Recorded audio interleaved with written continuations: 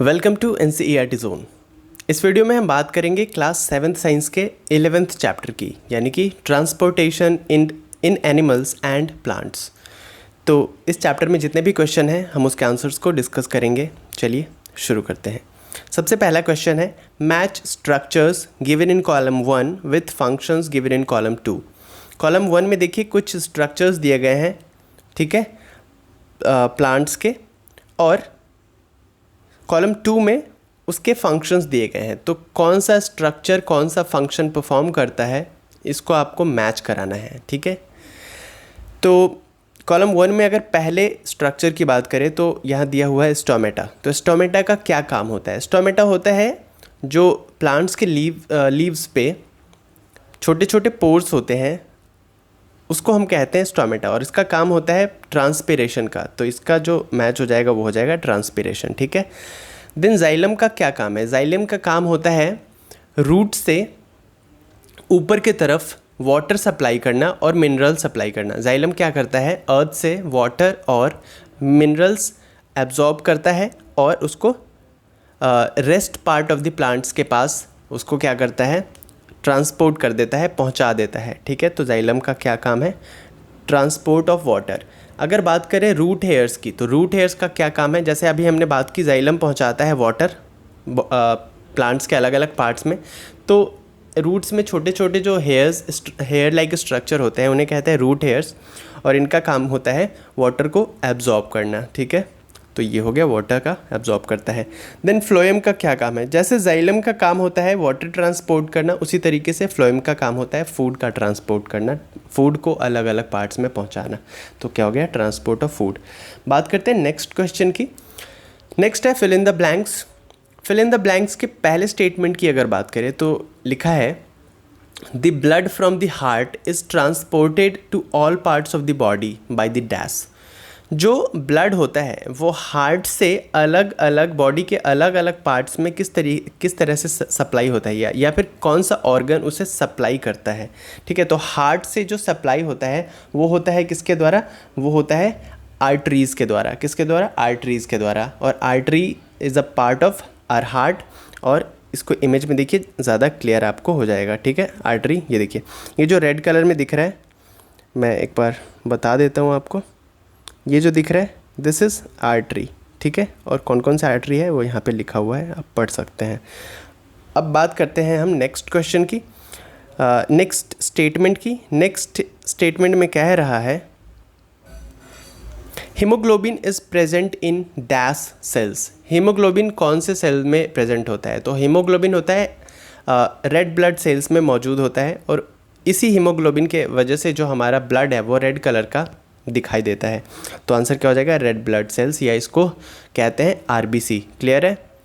Next है, arteries and veins are joined by a network. जो arteries है, इस स्ट्रक्चर में देखिए पहले इमेज में, जो आर्टरी है और जो वेन्स है ये दोनों आपस में जुड़े होते हैं, और उस नेटवर्क को हम क्या कहते हैं? उस नेटवर्क को हम कहते हैं कैपिलरीज। क्या कहते हैं? कैपिलरीज। और स्ट्रक्चर देखिए ज़्यादा क्लियर हो जाएगा। ये देखिए हार्ट जो है, हार्ट का ये आर्टरी और वेन, ये दोनों आपस में जुड़ा हुआ है, और ये स्ट्रक्चर जो है ये क्या है? कैपिलरीज है। नेक्स्ट है, the rhythmic expansion and contraction of the heart is called dash. हमारा दिल कैसे होता है? जब आप स्टेथोस्कोप लगा करके सुनेंगे, या किसी के सीने पे या किसी के चेस्ट पे अगर आप कान लगा के सुनोगे, तो आपको जब तेज़ से उसका हार्ट बीट कर रहा होगा, ठीक है, तो आपको सुनाई देगी आवाज़, या फिर आपको ऐसा महसूस होगा कैसा धक धक की तरह, है ना। हमारा दिल क्या कहता है? धक धक करता है। तो धक धक क्यों करता है? वो करता है क्योंकि वो रिदमिक ढंग से एक्सपैंड होता है हमारा हार्ट, और क्या होता है? कॉन्ट्रैक्ट भी होता है। तो फूलता है और सिकुड़ता है, जिसके वजह से एक म्यूज़िकल साउंड क्रिएट होता है, रिदम के साथ होता है। जिस तरीके से म्यूज़िक में रिदम होता है ना, यानी कि प्रॉपर बीट होते हैं, ताल होता है, जैसे टक टक टक। तो एक क्या होता है, एक सर्टेन टाइम इंटरवल के बाद ही आवाज़ आती है। सेम हार्ट के साथ भी होता है, वो एकदम फिक्स टाइम इंटरवल पे वो क्या होता है? एक्सपैंड होता है और कॉन्ट्रैक्ट होता है। तो इसको हम कहते हैं रिदमिक एक्सपेंशन एंड कॉन्ट्रैक्शन को कहते हैं हार्ट बीट, दिल की धड़कन। ओके, बात करते हैं नेक्स्ट स्टेटमेंट की। नेक्स्ट स्टेटमेंट में है the main excretory product in human beings is. हमारा बॉडी जो है वो यूज़फुल उसके आई मीन लायक जो चीज़ें हैं, जो फूड पार्टिकल्स है उसको वो ले लेता है, एनर्जी में कन्वर्ट कर लेता है और बाकी जो वेस्ट मटेरियल्स है उसको बाहर निकाल देता है। तो उन वेस्ट मटेरियल्स में एक्सक्रीटरी प्रोडक्ट्स में जो सबसे मेन होता है वो होता है यूरिया। यूरिया पाया जाता है, उसको बाहर निकाल देता है हमारा बॉडी, ठीक है। Sweat contains water and S. Sweat में क्या क्या होता है? वाटर होता है, साथ ही साथ सॉल्ट होता है। कभी स्वेट गलती से आपके मुंह में आ जाए तो आपको नमकीन लगेगा, ठीक है। तो उसमें क्या होता है? सॉल्ट्स होते हैं स्वेट में। देन नेक्स्ट है kidneys eliminate the waste materials in the liquid form called dash. जो किडनी होता है वो एलिमिनेट करता है वेस्ट मटेरियल्स को लिक्विड फॉर्म में। उन्हें हम क्या कहते हैं? उन्हें यूरिन कहते हैं, ठीक है। नेक्स्ट है water reaches great heights in the trees because of suction pull caused by dash. जो वाटर होता है वो आपने कभी सोचा है कि वो रूट से ऊपर की तरफ कैसे पहुंच जाता है? ठीक है, तो ये होता है ट्रांसपिरेशन के थ्रू। ट्रांसपिरेशन की मदद से नीचे से ऊपर की तरफ पानी ट्रैवल करता है, वाटर ट्रैवल करता है। क्लियर है? बात करते हैं नेक्स्ट क्वेश्चन की। नेक्स्ट है choose the correct option. Correct option आपको चूज करना है। पहले क्वेश्चन में है in plants water is transported through what. Plant में वाटर किसके थ्रू ट्रांसपोर्ट होता है? तो अभी हमने बात की जाइलम के थ्रू, तो आंसर क्या हो जाएगा? जाइलम।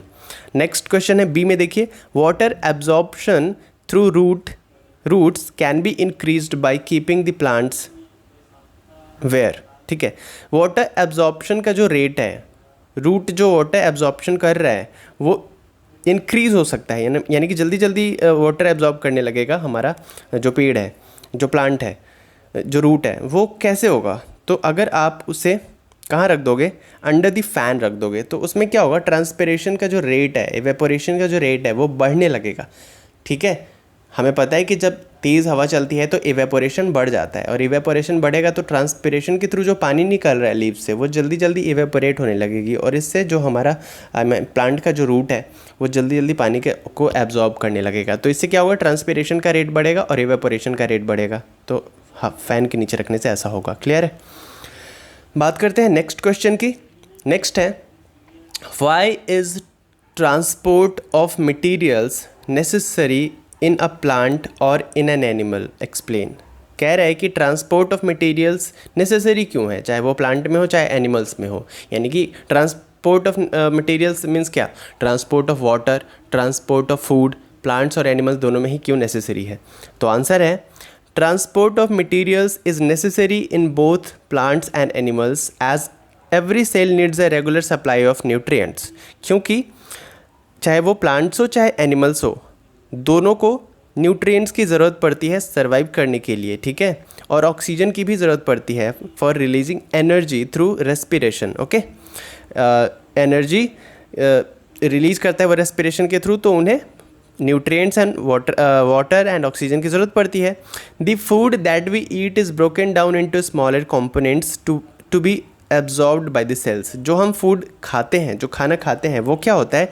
वो ब्रेक डाउन होता है छोटे छोटे कंपोनेंट्स में, और सेल्स के द्वारा एब्जॉर्ब कर लिया जाता है। हमारे बॉडी की जो सेल्स है उनके द्वारा एब्जॉर्ब कर लिया जाता है। क्लियर है?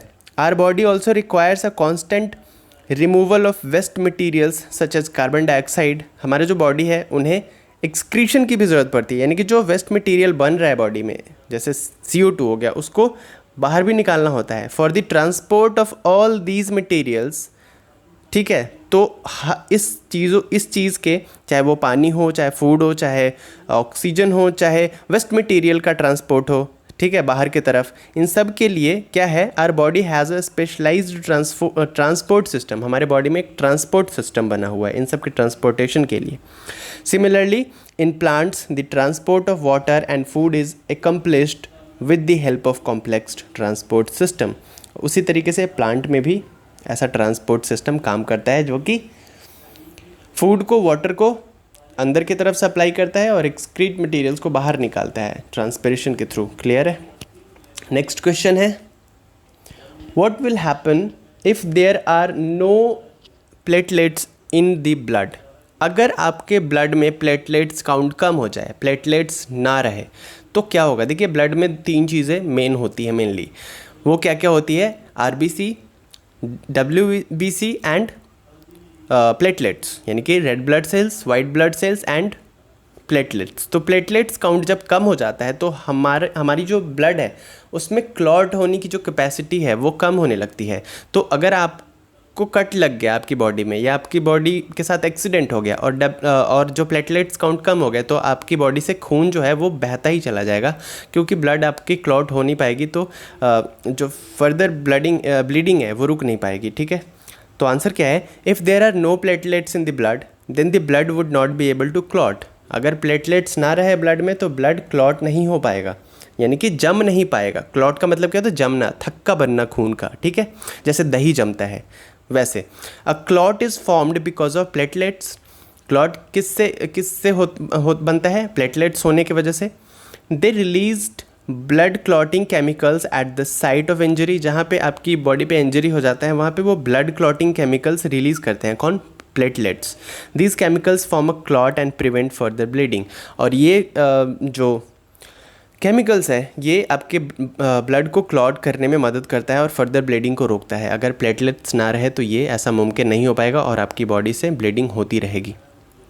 नेक्स्ट क्वेश्चन है, what are stomata, give 2 functions of stomata. Stomata क्या है और इसके 2 फंक्शंस बताइए। तो आंसर है, stomata are tiny pores present on the surface of a leaf, है ना। स्टोमेटा क्या होता है, टाइनी पोर्स होते हैं, छोटे छोटे पोर्स होते हैं जो कि पत्तियों पे मौजूद होते हैं, जिसको माइक्रोस्कोप से देखने पे आपको पता चलेगा। फंक्शंस ऑफ स्टोमेटा, उनके फंक्शंस क्या है, तो पहला है stomata helps in the exchange of gases. Stomata क्या होता है, गैस के एक्सचेंज में मदद करता है, यानी कि पौधों को कार्बन डाइऑक्साइड लेने में मदद करता है, ऑक्सीजन वहाँ से वो रिलीज करता है। देन इवेपोरेशन, सेकेंड है evaporation of water from the leaf surfaces occurs through stomata. और जब रेस्पिरेशन के थ्रू स्टोमेटा से होकर के पानी निकलता है पत्तियों के थ्रू, तो क्या होता है, इवेपोरेशन करने में मदद करता है ये देखिए आपको दिख रहा होगा, ये पोर्स को हालांकि यहाँ पे बड़ा करके दिखाया गया है, ठीक है, बट ये इतना इजी होता नहीं है देख पाना। ये पोर्स ऐसा आपको दिखाया गया है, बट ये माइक्रोस्कोप से देखने पे आपको पता चलेगा। तो एंट्री ऑफ कार्बन डाइऑक्साइड यहीं से होती है और रिलीज ऑफ ऑक्सीजन यहाँ से होता है, एग्जिट। ठीक है, और ये स्टोमेटा पोर्स है और ये पूरी पत्ती है। Okay,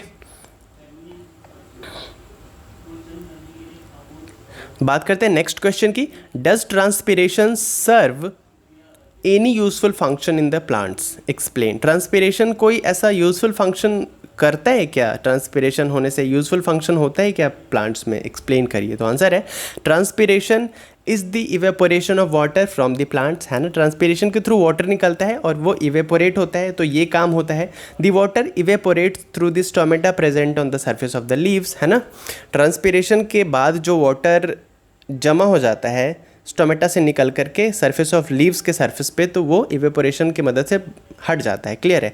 transpiration is mainly responsible for the loss of water that was absorbed by the plants. Transpiration क्या होता है, ये रिस्पॉन्सिबल होता है वाटर को लॉस करने के लिए, यानी कि वाटर को बाहर निकालने के लिए पेड़ से, प्लांट से। However it is important for plants as it helps in the movement of water to the top of the tall trees. अगर ट्रांसपिरेशन ना हो तो पानी नीचे से ऊपर की तरफ जाएगी नहीं, क्योंकि ट्रांसपिरेशन होने का ज़रिया क्या है, ट्रांसपिरेशन होता कहाँ से है, स्टोमेटा से, और लीव्स ऊपर की तरफ होती है।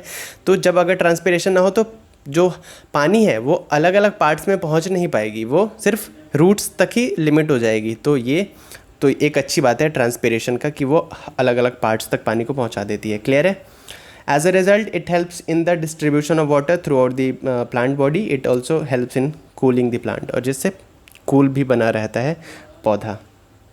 नेक्स्ट क्वेश्चन है, what are the components of blood. Blood के क्या क्या कंपोनेंट्स है, ब्लड में क्या क्या चीज़ें पाई जाती है। तो आंसर है, the main components of blood are, पहला देखिए रेड ब्लड सेल्स, जिन्हें RBCs कहते हैं। Red blood cells are the most abundant cells in the blood, है ना। ये मोस्ट एब्यूंडेंट सेल्स होता है ब्लड में। These cells contain a red pigment called haemoglobin. और इन ब्लड में क्या होता है, RBCs में रेड पिगमेंट पाया जाता है जिसे हम हीमोग्लोबिन कहते हैं। It is the haemoglobin which carries oxygen and transport it to all parts of the body. और यही हीमोग्लोबिन क्या कहता है, ऑक्सीजन को कैरी करता है और ट्रांसपोर्ट करता है बॉडी के हर पार्ट में। क्लियर है, हमारे बॉडी के हर पार्ट में। देन नेक्स्ट है white blood cells. WBCs are colourless cells without haemoglobin. WBC white blood cells क्यों कहा जाता है? वाइट कलर का होता है, कलरलेस होते हैं और इनमें हीमोग्लोबिन नहीं होता है, इसलिए ये कलरलेस यानी कि वाइट होते हैं। They fight against infections and protects the body from foreign particles such as germs and bacteria. तो WBC का क्या काम होता है? ये इन्फेक्शन से हमें बचाते हैं और जैसे बैक्टीरिया हो गया, जर्म्स हो गया, इनसे हमें प्रोटेक्ट करते हैं। क्लियर है? लास्ट है प्लेटलेट्स। मैंने बताया था कि प्लेटलेट्स क्या करता है। Platelets are the smallest cells in the blood. The main function of platelets is to prevent bleeding. खून को रोकना, खून बहने से रोकना इनका काम होता है। क्लॉटिंग केमिकल्स ये क्या करते हैं, निकालते हैं और जिससे ब्लीडिंग बंद हो जाती है हमारी। नेक्स्ट क्वेश्चन है, why is blood needed by all the parts of the body? Blood की ज़रूरत बॉडी के हर पार्ट को क्यों पड़ती है? तो आंसर है, blood is needed by all parts of the body as it is an important part of the transport system of our body. It performs the following important function. देखिए, blood की ज़रूरत हमारे बॉडी के हर parts को पड़ती है। क्यों? क्योंकि ट्रांसपोर्टेशन में ब्लड का बहुत अहम योगदान होता है। और वो क्या क्या होता है, जैसे अभी पता चलेगा। पहले नंबर पर देखिए, it transport O2 from the lungs to all the body cells. जो जैसे कि मैंने बताया था, जो RBC होते हैं, रेड ब्लड सेल्स, ये ऑक्सीजन को कैरी करते हैं और हमारे बॉडी के अलग अलग पार्ट्स में पहुंचाते हैं। तो O2 को ट्रांसपोर्ट करना किनका काम है? लंग्स से बॉडी के हर सेल्स में पहुंचाना काम होता है ब्लड का। देन सेकंड नंबर पे देखिए, it carries CO2 a waste product back to the lungs so that it can be exhaled easily. और जो CO2 हमारे बॉडी में है, कार्बन डाइऑक्साइड, इसको भी ये ट्रांसपोर्ट करते हैं हर जगह से जमा करके हमारे कहाँ, लंग्स के पास, ताकि हम इसे एक्सहेल कर सके, बाहर निकाल सके। राइट।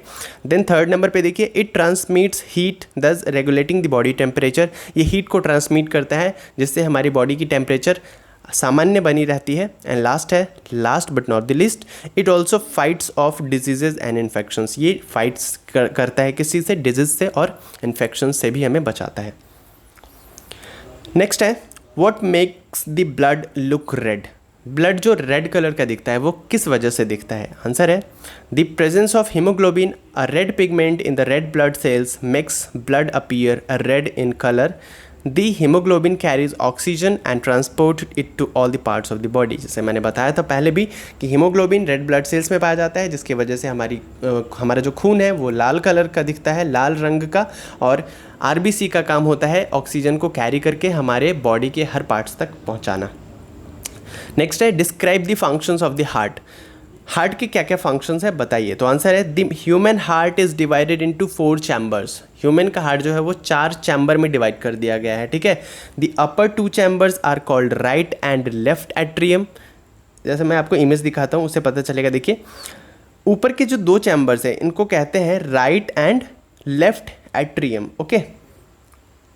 देन लोअर 2 जो चैम्बर्स हैं उनको कहते हैं right and left ventricles. Okay. Right atrium receives carbon dioxide rich blood from the body. जो राइट एट्रियम है वो रिसीव करता है कार्बन डाइऑक्साइड, जो ब्लड लेकर आता है उसको। Blood from right atrium enters the right ventricle. जो राइट एट्रियम में जो ब्लड आता है रिच ऑफ किससे, CO2, वो राइट एट्रियम में राइट वेंट्रिकल में एंटर करता है, विच कॉन्ट्रैक्ट्स, जो कि कॉन्ट्रैक्ट होता है, and pumps the blood to the lungs, और ब्लड को पंप करता है लंग में। देखिए फ्लो कैसे होता है, देखिए नीचे देखिए, flow blood in the human heart. Flow of blood कैसे काम करता है? ऑन द अदर हैंड, जैसा अभी आपने देखा कि राइट एट्रियम में जो ब्लड आता है रिच ऑफ कार्बन डाइऑक्साइड, वो एंटर करता है राइट वेंट्रिकल में और कॉन्ट्रैक्ट होता है और उस ब्लड को पंप कर देता है लंग्स के पास, और लंग्स उस CO2 को क्या करती है, बाहर की तरफ निकाल देती है। तो ऑक्सीजन कैसे आता है? On the other hand, oxygen rich blood forms the lungs returns to the left atrium. और ऑक्सीजन से जो रिच ब्लड होता है वो लेफ्ट एट्रियम के पास पहुंचता है, और लेफ्ट एट्रियम से वो ब्लड एंटर करता है लेफ्ट वेंट्रिकल में। ठीक है, उसका जस्ट ऑपोजिट हो रहा है। Left ventricle contracts and pump the blood to all the parts of the body. और लेफ्ट वेंट्रिकम कॉन्ट्रैक्ट होता है और उस ऑक्सीजन रिच ब्लड को बॉडी के हर पार्ट में भेज देता है। Okay. Hence the rhythmic contraction and expansion of various chambers of the heart maintains the transport of oxygen to all parts of the body. तो इस तरीके से कॉन्ट्रैक्शन एंड एक्सपेंशन जो है बॉडी के हर पार्ट का, वो मेंटेन रखता है ब्लड के सप्लाई को बॉडी के हर पार्ट तक। नेक्स्ट क्वेश्चन है, why is it necessary to excrete waste product. Excrete करना क्यों नेसेसरी है, वेस्ट प्रोडक्ट को शरीर से बाहर निकालना क्यों ज़रूरी है। तो आंसर है, all cells of our body produce waste product, है ना। हमारे बॉडी का हर सेल जो है वो वेस्ट प्रोडक्ट को प्रोड्यूस करता है। जैसे आप जब गन्ने से जूस निकालते हो तो जूस निकल जाता है और उसका कुछ मटेरियल बच भी तो जाता है, सेम हमारे बॉडी भी करती है। फूड को जो वो अलग अलग कंपोनेंट्स में, छोटे छोटे कंपोनेंट्स में ब्रेक डाउन करती है, तो जितना हो सकता है वो उसको यूटिलाइज़ कर सकती है, लेकिन हर पूरे खाने को यूटिलाइज़ नहीं कर पाएगी, पूरे फूड को। तो उसमें कुछ वेस्ट मटेरियल भी होते हैं जिसको वो अलग कर देती है। These waste products are toxic to the body and therefore need to be excreted out. और ये जो वेस्ट प्रोडक्ट्स है ये टॉक्सिक होते हैं, जहरीले बन जाते हैं हमारे बॉडी के लिए, और इन्हें एक्सक्रीट करना ज़रूरी होता है। This process of removing waste products produces in the cells of living organism is called excretion. और इन प्रोडक्ट्स को जब हम शरीर से बाहर निकालते हैं, वेस्ट मटेरियल्स को, हमारी जो लिविंग ऑर्गेनिजम्स, जो भी लिविंग ऑर्गेनिजम्स है, जब वो बाहर निकाल देती है, तो इस प्रोसेस को कहते हैं एक्सक्रीशन। नेक्स्ट क्वेश्चन है, draw the diagram of the human excretory system and label the various parts. आपको ह्यूमन एक्सक्रेटरी सिस्टम का डायग्राम बनाना है और लेबल करना है अलग अलग पार्ट्स को। तो देख लीजिए, ये है ह्यूमन एक्सक्रेटरी सिस्टम और इनके सामने, हर ऑर्गन के सामने नाम भी लिखा हुआ है। ठीक है, नेक्स्ट क्वेश्चन। अच्छा, इतने ही क्वेश्चन थे इस चैप्टर में, हमने सब डिस्कस कर लिया है। मिलते हैं नेक्स्ट वीडियो में अगले चैप्टर के साथ। तब तक देखते रहे एनसीईआरटी जोन को। अगर आपने अभी तक सब्सक्राइब नहीं किया है तो please do subscribe to the NCERT zone. हमें इंस्टाग्राम पे जाके फॉलो कर सकते हैं और फेसबुक पे हमारा पेज है, वहाँ पे भी जाके हमें लाइक कर सकते हैं। दोनों पे एनसीईआरटी जोन के नाम से हम हैं। अगर आप इस पर्टिकुलर वीडियो की PDF फाइल डाउनलोड करना चाहते हैं तो इस वीडियो के डिस्क्रिप्शन बॉक्स में जाके आप डाउनलोड कर सकते हैं। तो खुश रहिए, घर पे रहिए, सुरक्षित रहिए। मिलते हैं।